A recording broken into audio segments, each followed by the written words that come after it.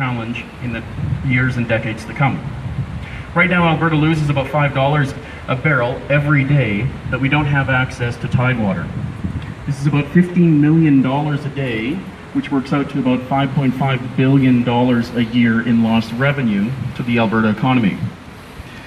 The Q1 budget that was released last week in Alberta noted a $6 per barrel reduction, which works out to a decline of $563 million in provincial government revenue. If we had access to Tidewater, we could have made up about $500 million. That's $500 million on an annual basis we could be putting towards healthcare and education. However, we've seen the NDP pile on taxes, such as the carbon tax, and try to pitch these taxes as earning social license. But who gives social license? It's just an excuse to halt development by those that never had the authority to give it, and they wouldn't even if they could. So it's time we took control of our destiny as a province. It's time Alberta showed some leadership and made an investment in infrastructure by securing access to Tidewater. So my second big idea is for Alberta to buy the Port of Churchill and the Hudson Bay Railway leading to it. This has so many benefits, not just for Alberta, but for Western Canada and Canada broadly. We'll have to fix up the grain terminals that were shut down last year. We'll fix up and reopen the rail line that was shut down this year. The cost of that's about $20 million. It's a small investment to make for prosperity in Western Canada. I would also propose to build a 250,000 barrel a day pipeline along the railway right-of-way. This would also require a road to be built to service that pipeline and provide Churchill the first road access to the rest of Manitoba, because right now they only have rail access and that railway is shut down.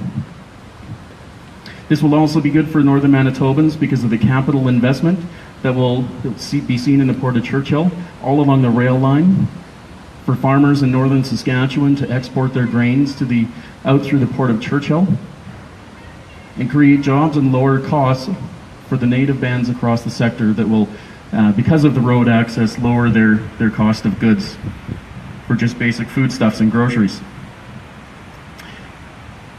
So Alberta, as you know, we take a lot of our bitumen and our royalty, and we can, or generate a lot of royalties. We can take that in kind, and I would actually propose that we sell a lot of that oil that we can take as royalties out through the Port of Churchill. So if you're looking at 250,000 barrels a day shipping out through the Port of Churchill, that's $500 million a year just by getting a better access to world prices versus what we're selling in Western Canada. Again, that's $500 million that we can put towards education and healthcare. But there's precedence for this as well. Alberta's done this before. Premier Lougheed turned off the taps during the dark days of the National Energy Program, and Alberta even owned the Prince of Port Rupert, another Western Coast export terminal. Unfortunately, we sold that under a previous government, but we've also shown leadership in the past by investing in the Aostra, which was to help develop the original SAGD in the oil sands, and also the creation of the oil sands royalty regime in the 90s that created billions of capital investment. That's untold wealth created in this province. I believe the Port of Churchill, in my vision to actually buy it and develop it and use it as an export terminal, will do the same for Alberta. So this is a big idea that can help secure Alberta's future. I believe it's time we should take control of our destiny and show some leadership. And with that, thank you, and I'll take your questions. Sorry, is that buying a part of Manitoba? Is it buying a part of Manitoba? Yeah. No, it's actually, so the Port of Churchill is actually owned by a private company called Omnitrax. Right? So, and they've actually indicated they wanted to sell it in the fall of 2015. They also have said that they're not going to invest any more in it because they say it needs somewhere between 20 and 60 million bucks. Now that is, depending on who the person you talk to it's anywhere from $2 to $60 million to get the railway reopened. But even recently, the grain terminal, which shut down last year, partially was working based on the exports that were provided by the Canadian Wheat Board.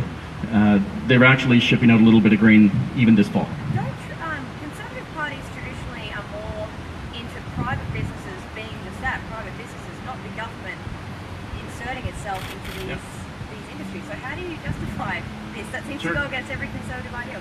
Well, actually, I call this an investment in infrastructure, which is exactly what we do with roads in this country. And I think this is such an integral piece of what the vision should be for Alberta that will secure our future. I mean, it's kind of like cutting your nose off to spite your face, because $500 million that we can use towards our healthcare and education that we could realize as a province of Alberta, I think is a very wise investment in infrastructure that we can and should be making as a government.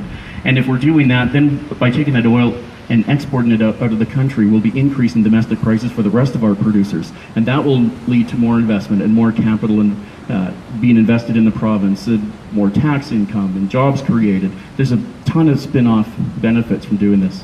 How would this work given that the Port of Churchill has a limited season? Sure, absolutely. So the seasons are actually getting a little bit longer according to a University of Manitoba study that I've seen. In fact, it's actually extending about 3 weeks every 10 or 15 years or so. Right now you've got about 4 to 5 weeks, or 4 to 5 months, sorry, of access. But we're already seeing ice-strengthened tankers shipping oil and different products and LNG. There was a story last week about this going over the north coast of Russia. But we can actually ship through the Port of Churchill and across Hudson's Bay with these ice-strengthened tankers probably almost year-round now. So, So do you believe in climate change? yep.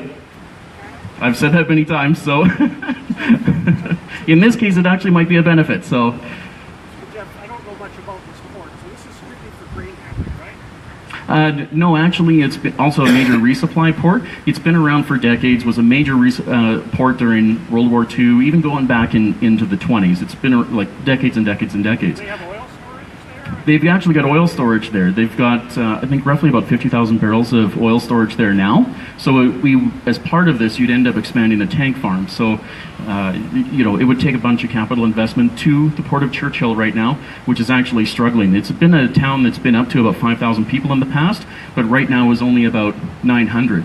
If you do any kind of Google search on this thing, or on the port, you'll see how challenged they've been. The Prime Minister Trudeau, he's actually said very pointedly he's not going to be providing any support. The Manitoba government has been struggling with supporting the port for a long time.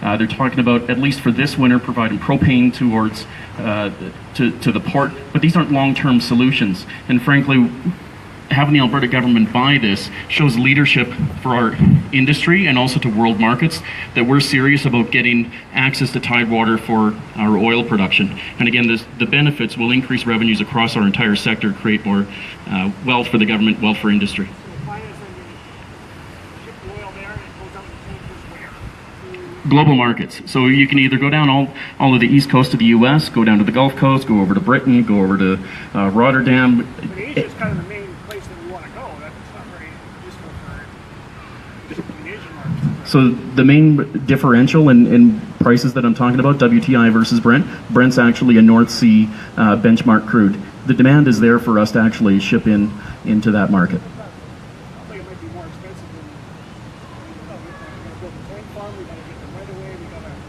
pipeline. Sure. And can we just go in there right now and tomorrow and start bringing in oil tankers to the port? Yes, you can. You could go and do that right now. There's actually oil that's going in and out of there now, at least on resupply operations. There's a railway that needs to be fixed up. I'm actually not talking about oil by rail. I'm talking about building a pipeline to it. Yeah. And so that would be a major capital investment. I mean, that's a major multi-billion-dollar pipeline to build to the Port of Churchill. So Hard to imagine there would be a lot of legal challenges. yeah, you would have to go through the regular regulatory and permitting process, absolutely. But I feel like we would be showing a lot of leadership as a government of Alberta to actually take on that challenge. We would partner with industry to actually go and build it itself and get through that regulatory process and then operate it. I don't want the Alberta government actually operating and building this thing, but I do want us owning it because I want to tie the prosperity of Alberta to our oil industry, the prosperity of our energy industry, and tie it to actual benefits for Albertans, which is for healthcare and education and roads and the services that we're also so blessed here to have. Just to clarify, I know you've been asked this before, but there's this idea out there of not putting policy forward, like Jason Kenney's kind of doing, and then Gene's putting policy forward. Are these policies? No, these are three big ideas that I'm trying to put out. So the first last week I said was talking about going onto a natural gas economy. We're going to kill the carbon tax, but we need we're going to kill the carbon tax. But of course, Prime Minister Justin Trudeau is talking about his carbon tax that he wants to put in, or regulated or required level that we have to have. We're going to challenge that. They sound like policy to a layperson. I'm a bit of an idiot. This to me sounds like policy. It's not a policy. These are big visions for our province. And you know, I was the president of the Wild Rose Party for 9 years. I'm very familiar with developing policy and that participant in the process myself. And a lot of that policy is fleshing out the bones of the foundations that we and the principles that we agreed on when we merged the parties together on July 22nd. I guess smaller or bigger, I mean, you call it what you want, but basically these are things that you would like to see, or these are you're putting your vision, I am putting my vision out there. These are my 3 big ideas. Because if you want people to vote for you, they want to know where you stand. And you know, that's something I talked about in my launch speech. It's something I've talked about on the trail too. Is as conservatives, we've been very good about talking about what we're against, but we need to give people something to vote for. I would say that was very true of us as the Wild Rose Party. So I think this is something that we can all rally around as Albertans, capitalizing on our natural resource abundance, developing that economy, creating jobs from up the field to right up to the office towers. There's 30% vacancy in Calgary right now. Shouldn't Jason be putting on policy then? I mean, shouldn't we know what he plans to do? Whether it's You know, I'll leave Jason to speak for himself. I mean, he's taken his positions. Why would people vote for somebody if they don't know where they stand on it? That's up to them. That's why I'm putting out these 3 big policies that I'm pretty keen about. The next one will come out next week as well. I call that reversing the flow of capital from going out of Alberta back into Alberta. There's a lot happening in the UCP right now. The Kingston buckles. There's no brands had to leave. Got some issues around finance at the focus level. How do you think this is reflecting among Albertans when it's such a new party and yet you're already facing big struggles? Well, you know what? I think that's actually probably a lot of the differences that you can see in the various leadership campaigns and what each of the leadership candidates bring to the table. I'm pretty proud of my record as being the president of the party. We were always running surpluses. We always ran we never had debt in the party. We never got into the kind of budgetary questions that I guess the leadership of Brian Jean led this party into. We just didn't deal with that. And frankly, I think that if you want to be running a government with that's facing $10.5 billion deficit, potentially much worse next year, maybe $90, $100 billion in debt next year, I'd be concerned about electing someone who can't even run a $2 million budget. How do you think this reflects on the party as a whole, though? I think it reflects on the leadership candidates and what they bring to the table. So is that a shot at Brian Jean? Questions about... It's just the facts. Ask him about There are questions about, what about your leadership rules and this whole race as it's unfolding? There doesn't appear to be an end date. Anyone can join. I'm not really sure. Do you know what's going on? Well, we do know the end date is October 28th. Yeah, but to enter the race. Much more, and I do know that the membership cutoff is the 21 days before. Much more than that, I don't know yet. Neither does any of the other leadership candidates. concerning to you? We're less than 2 months away, and we're running a race and no one knows what the rules are. I'm sure we'll figure it out by the 28th of October. Are you seriously not worried, though? Like, if I was... I'm only worried about my campaign and delivering my message, my 3 big ideas, and getting out on the road. I'm going to leave it to the party to figure that out. There's lots of good experience there. What do you want to see some rules? Well, I think everyone would like to see him sooner rather than later. Did you ask them? Did you ask the They've actually engaged all of the leadership candidates themselves and asked for their input, and so it's been a collaborative process for sure. you haven't given any direction in terms of when they're going to have a decision?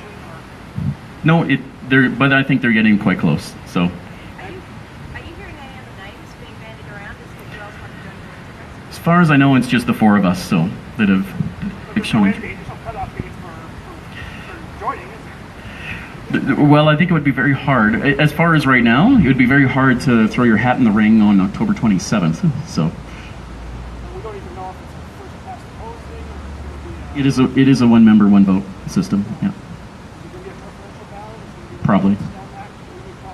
How do you know? I've heard the chatter has been probably a preferential ballot, but I can't say for certain. Data from the leadership committee? Members of the leadership committee in discussions with but nothing certain yet. So Do you think that reflects badly on the party though?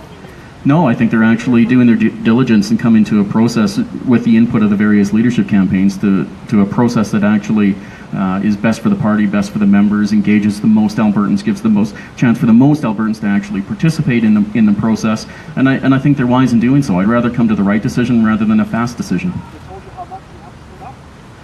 No, there's some talk out there between 50 and 100,000, but we'll see what that is. You got one more big idea to go, right? I got one more big idea to go next week. Pretty excited about that. Not sure where we're going to announce that yet, but I'll make sure you know. Will you be addressing social policy, ed policy? The curriculum seems pretty big. Yeah, so a lot of those things that are fleshing out a lot of the policy, the flesh on the bones, so to speak, I'm really going to leave that to the members of the party to really determine and set the course for our caucus and our leadership and myself if I am the leader of the party. So you're kind of halfway between Jason and Brian. Like he's got planks, Jason has nothing. I'm very much in between, where Jason's leaving it to the grassroots to determine what the policy should be. Brian, I think, has taken 101 positions. I'm not entirely sure what he thinks the party should be doing for developing policy, or if he even feels like he needs a party. And I'm in between. So How much do you dislike Brian James? we have different styles of leadership. I'll just put it that way. Like? I'm a collaborative guy. I think individually he's a good guy. What is it about his leadership that you're not exactly warming up to? I think over the last 2.5 years that he and I have had just different styles of leadership. I've been pretty blunt about my style, which is very collaborative, working with volunteers and MLAs and leaders, and I've done it for 9 years in this party. I mean, when I started, we were 1,000 names on a spreadsheet. We ended up at 45,000. I stepped up in the darkest days of the party to, in essence, salvage the party and rally all of our candidates and donors and that. I think that's the kind of strong leadership that we need, that actually understands budgets and being responsible with taxpayers' money and members' money. That's my record as president of the party. By contrast, how would you characterize Brian Jean's style? I think you can just look at his track record. You look at this budget deficit that we've seen. Each of us as leadership candidates are actually asking for the trust of members and Albertans to take us towards a place where we're not racking up the debt and running a government that is unsustainable. And so the track record speaks for itself. I'm confident in my track record and what I've done. And I think people, as they look at Brian's track record, will see something else. They were saying, like, I think Sear was saying that there's some concerns over that there were some hires made, and some spending going on. No one knew what the answers were. He wasn't giving the answers. What's your perspective on that? Is there a lack of... I'll just say I've heard the exact same thing. I mean, I think it's been reported publicly that we had something like 38 staffers, while the NDP had 24. They were all hired under Brian Jean's, when he was leader of the party. There were several that were hired in just in the last few months, and obviously a lot of spending decisions and promotional items for Brian that were made in the last few months. So I think that raises a lot of eyebrows amongst the membership. I know they're asking me about it. I have to say, though, it does seem strange you complain about Brian having too many policies, but you're not going to comment on a guy who has no policies. Wouldn't, if you're going to err, for the public, for voters, wouldn't it be better to err on the side of too much policy than none? I think that's disrespectful to the members. So Gene's disrespectful, you're somewhat disrespectful. No, I'm given a big vision to the province that people can actually get behind. Usually, when we're looking at our policies, they're addressing certain how we're operating our social services and the structure of the government as it stands today.